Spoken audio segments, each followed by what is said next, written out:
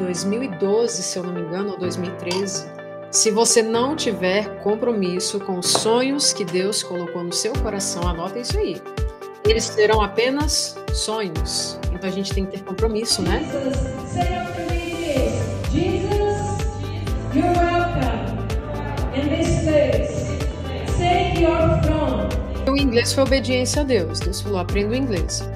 Aí eu fui atrás de curso e tal, mas não, na época me faltava. Para levantar o O Espírito Santo me concedeu essa graça quando ele falou que eu tinha chamado as nações também, que eu deveria aprender inglês. E o curso que eu queria ter feito, né, na época, pesquisando, o que eu vou fazer, qual curso? Eu não tinha condições financeiras. Aí eu tenho o Espírito Santo, ele pode me ensinar o inglês. E aí eu pedi para ele, Espírito Santo, foi o Senhor que criou os idiomas lá em Gênesis 11, então me ensina o inglês. E aí eu peguei os materiais que eu tinha, livros, acessei a internet e tudo em oração. Eu tive dificuldades, tive vontade de desistir em alguns momentos. Eu falei, não, acho que eu vou deixar esse negócio para lá. Ele falou assim para mim, filha, se você não tiver compromisso com os sonhos que eu coloquei no seu coração, eles serão apenas sonhos. Eu estava dentro do ônibus quando o Senhor falou isso comigo. Pá! O que aconteceu aqui dentro desse ônibus, meu Deus? E aí, claro, eu decidi perseverar com muita ajuda dele. E assim, ele me transformou muito através do aprendizado em inglês. Por exemplo, hoje eu dou mentoria. E uma das coisas que eu preciso fazer na mentoria, eu preciso ouvir. Eu preciso ouvir as pessoas, eu preciso saber ouvir. Eu não sabia ouvir. E com isso eu tive dificuldades para ouvir em inglês também. E eu falava, Deus, eu não estou conseguindo entender, não estou conseguindo ouvir bem as pessoas em inglês, eu não entendo. E aí ele me corrigiu. É porque você não sabe ouvir. Você não sabe ouvir nem em português. E aí eu entrei em arrependimento nisso. Ele foi me ensinando a ouvir as pessoas. Também foi muito maravilhoso isso. E então eu consegui entender o que falavam em inglês. Então foi um processo também de transformação, enquanto eu aprendia. E aí a outra coisa era o falar, era o soltar a língua. Quando ele me disse assim, filha, primeiro você vai praticar inglês comigo. Você vai falar em inglês comigo. Você vai praticar orando em inglês, ministrando a mim louvores em inglês. Comigo, eu sou a primeira pessoa com quem você vai praticar o inglês. Enquanto ele me transformava no processo de aprendizado do inglês, eu ia melhorando mais. Realmente ele derramava uma unção.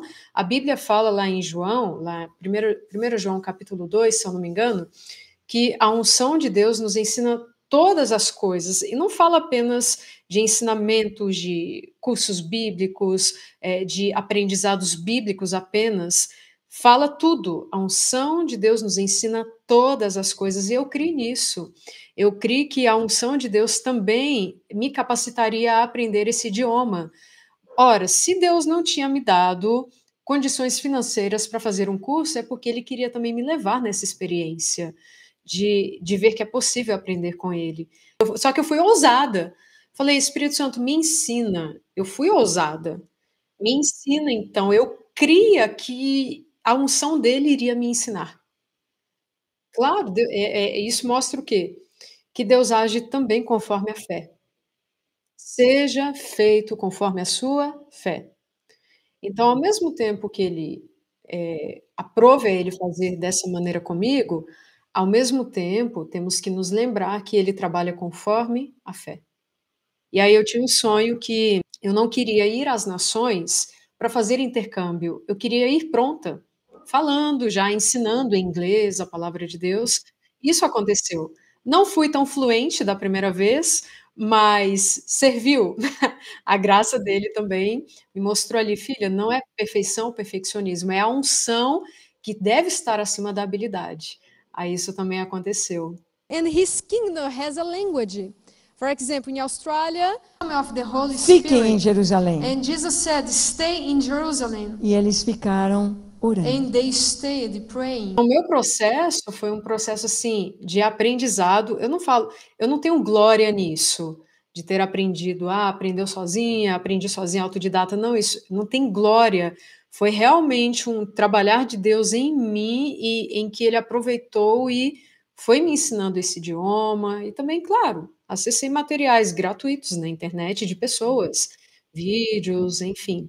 E uma coisa também que eu tive que fazer é trilhar sempre o caminho da humildade, deixar as pessoas me corrigirem. Então elas me corrigiam: "Ana, você está falando essa palavra errada aí".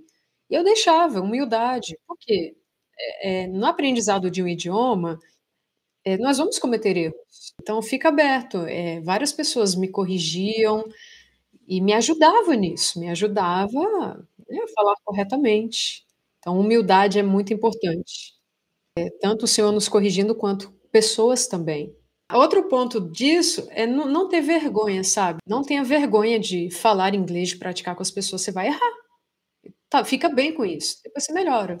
Então a outra coisa que eu tive que romper também foi isso, falar: importante o povo entender, depois eu conserto o que tem que melhorar". Não, para Deus não há nada impossível, não há desculpas em propósitos. Temos o Senhor, temos tudo.